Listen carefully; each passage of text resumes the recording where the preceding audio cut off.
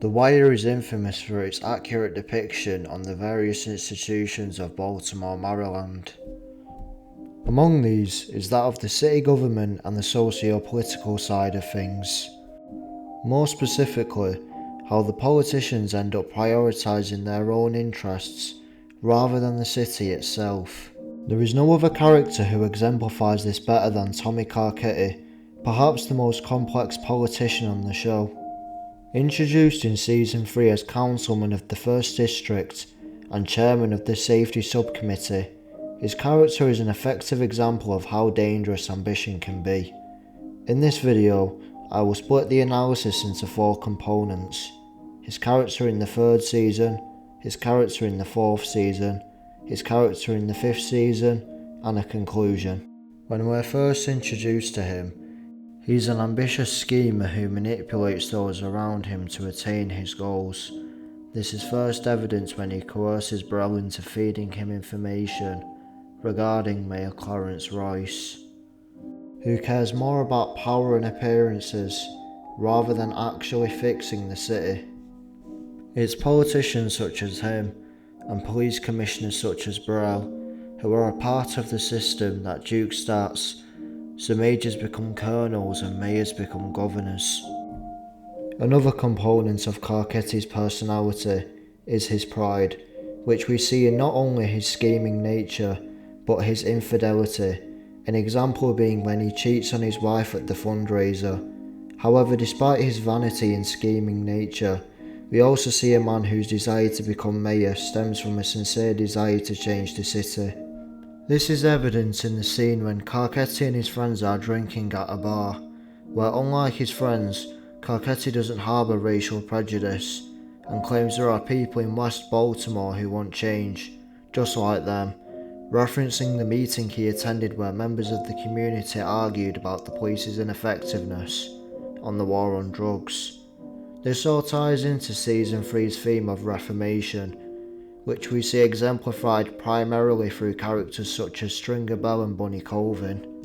Additionally, despite being a politician, we also see guilt in Carcetti as he realises he'll have to betray his oldest friend on the council, and it's only when his campaign manager reassures him does he feel comfortable.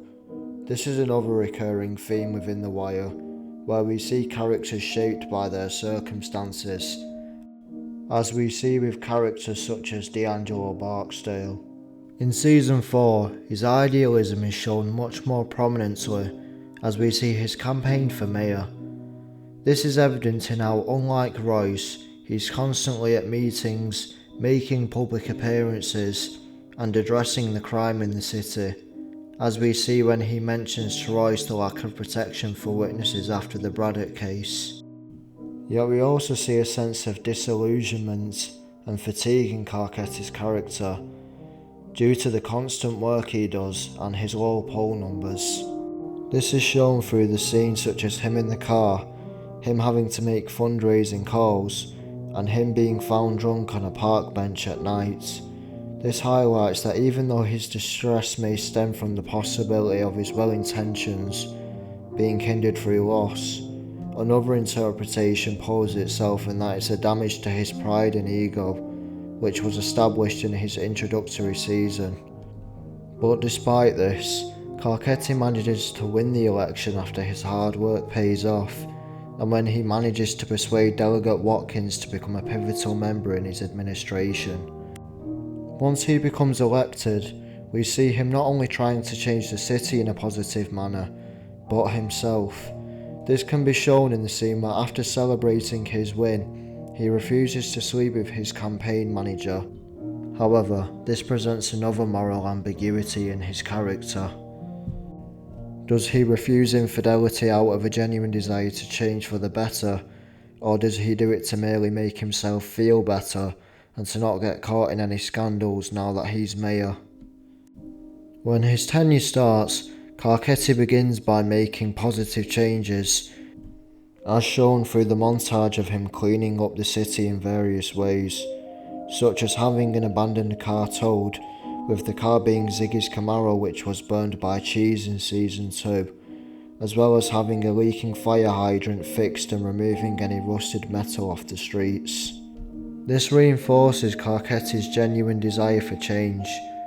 However, the most notable instance of Carcetti's intentions is through the changes he makes to the police departments, such as stopping the notion of duking stats and identifying Cedric Daniels as a suitable candidate to lead his new departments, promoting him to colonel and grooming him to become commissioner, as he plans on firing Commissioner Burrell, someone who prioritised politics and his career over actual police work. At this part of the show, Carcetti could be seen as a sympathetic character, not only due to the changes we see him make, but also the scene where he speaks with a former mayor of Baltimore, who tells him that he'll eat bowls of shit all day long, which alludes to the character whom we'll see later on in the show. Shortly after this, we witness a significant shift in Carcetti's character, the cause of this being the $54 million deficit in the school system, as well as the governor offering Carcetti the money to fix the issues, where Carcetti could either take the money and help the schools and the police department while damaging his political ambitions of becoming governor, or decline the money, which helps his chances of becoming governor but guts the police department and the schools. Carcetti ends up doing the latter, which illustrates how despite how much he had ran his campaign on crime and had good intentions in the beginning, he ultimately cared more about his career than the city, yet he justified his actions by thinking he could do more to help the city as governor, as we see in the scene where Steinsdorf tells him, "Kids don't vote." In Season 5, we see Carcetti delve more and more into becoming the politician whom he once despised in Season 3 and most of Season 4.